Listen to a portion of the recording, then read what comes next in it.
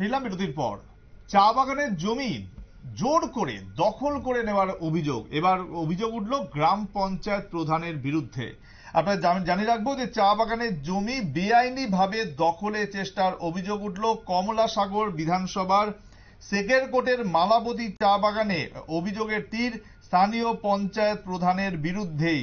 দীর্ঘদিন ধরেই এই চা বাগানে নিজের স্বামীকে শ্রমিক বানিয়ে নিজের স্বার্থ সিদ্ধির জন্য মরিয়া হয়ে উঠেছেন এই গ্রাম পঞ্চায়েত প্রধান। জানা গেছে যে এইখানেই দীর্ঘদিন ধরে কাজ করার জন্য নিজস্ব যারা যে শ্রমিকরা কাজ করেন তাদের কোনো নিজস্ব থাকার জায়গা ছিল না, সেই জন্যই কিন্তু এবার কোনো না কোনো ভাবে বেআইনি ভাবে সেই চা বাগানকে হাতিয়ে নেবার অভিযোগ উঠল স্থানীয় পঞ্চায়েত প্রধানের বিরুদ্ধে। কি জানা যাচ্ছে এই বিষয়ে শুনুন। আমরা পুরানো শ্রমিক। কত বছর ধরে আপনার এই বাগানে কাজ আমার করেন? বাবা তারা প্রায় 80 বছর চলে। আচ্ছা, নিখিল দাস যে মানে উনি কি বাগানের শ্রমিক? বাগানের শ্রমিক না, তিনি তো প্রধানের জামাই, মানে দীপকের জামাই আর কি। প্রধান যে আছে প্রধানের জামাই। আচ্ছা, প্রধানের, হ্যাঁ, প্রধানের বাবা যে ওনার নাম দীপক দে। হ্যাঁ, উনি কি বাগানের শ্রমিক? উনি বাগানের শ্রমিক। আমাদের কাছে একটা খবর আছে যে মানে প্রধানের যে বাবা দীপক দে ওনার নিজস্ব জায়গা সম্পত্তি আছে। আছে, তারা বাড়ি রয়েছে কল্যাণপুর। আচ্ছা, প্রধানের মানে যিনি স্বামী যে নিখিল দাস, উনি কি কাজ করেন? উনি এমনিতে দোকানদারি করে বাইরে। আচ্ছা, উনি তো আপনাদের বাগানের কোনো শ্রমিক না? শ্রমিক না, শ্রমিক না, আগে শ্রমিক ছিল না। আচ্ছা, তো মানে আপনারা কি জানেন যে আপনাদের এখানে মানে আপনারা যেভাবে জেলা শাসকের কাছে মানে জায়গার পুনর্বাসনের জন্য যে জায়গা চেয়েছিলেন উনিও চেয়েছেন, এই বিষয়টা আপনারা জানেন? এটা তো দেখেন, এগুলি তো সরকারের নিয়ম আছে, নিয়ম অনুসারে যার জায়গা থাকবো, নিজস্ব জায়গা থাকলে বাগানের থেকে জায়গা দেওয়া হতো। এগুলি যার যার সরকার দেখা দিব।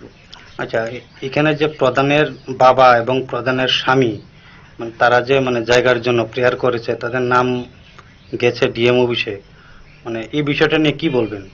তারা তো পাওয়ার যোগ্য না আপনাদের মতে?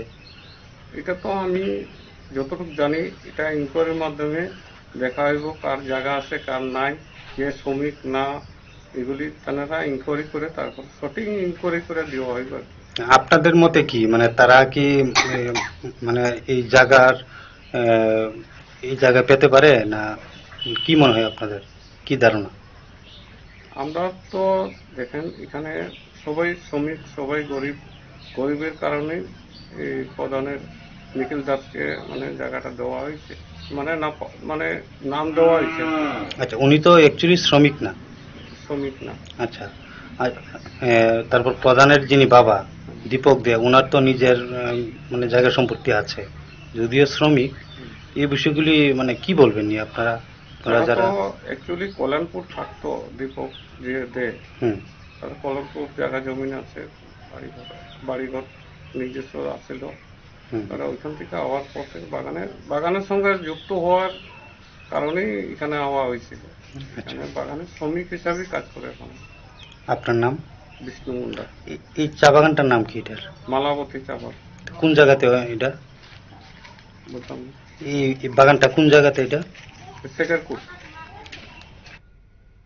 শুনতেই পেলেন যে একেবারে যেখানে যারা চা বাগানের শ্রমিক তারা কিন্তু বলছেন সমস্ত কথা বলছেন, কিন্তু বলেও যেন অনেক কিছু বলছেন না।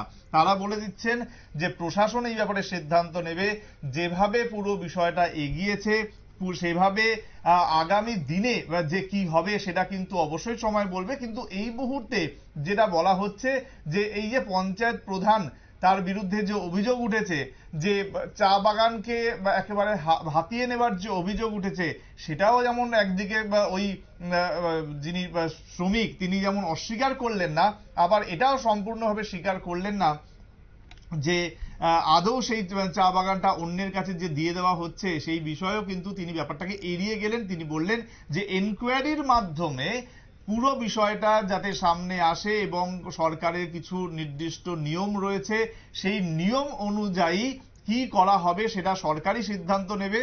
সুতরাং সবকিছু জেনেও হয়তো না জানার ভান করলেন, কি কারণ রয়েছে সমস্ত কিছু হয়তো এখনো পর্যন্ত ধোঁয়াশার মধ্যে। তবে এই মুহূর্তে আপনাদের জানিয়ে রাখবো যে পঞ্চায়েত প্রধানের দিকে কিন্তু অভিযোগের তীর। আমরা নিচে একটা ছোট্ট বিজ্ঞাপন বিরতি, সঙ্গে থাকুন।